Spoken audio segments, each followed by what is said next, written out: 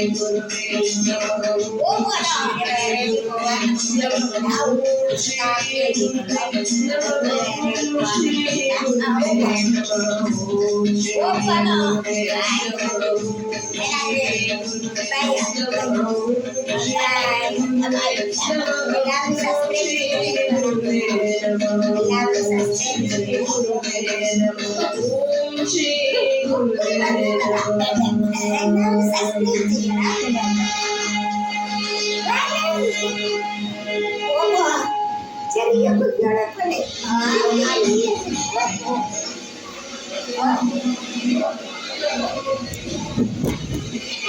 അങ്ങനെ പുറത്ത്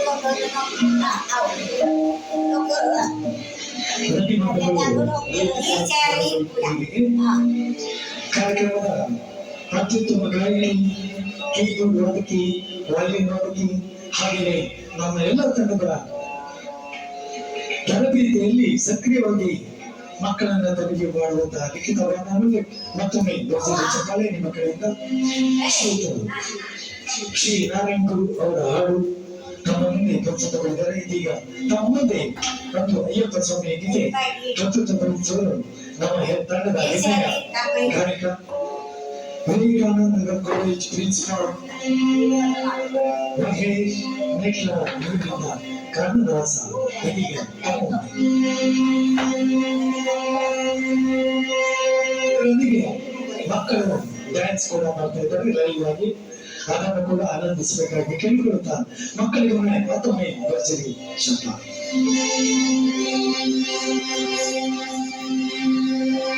ഹായ്, ഇതെന്ത് നിങ്ങൾക്ക് എല്ലാവർക്കും സുഖമല്ലേ? നിങ്ങൾക്ക് എല്ലാവർക്കും സുഖമാണെന്ന് വിശ്വസിക്കുന്നു.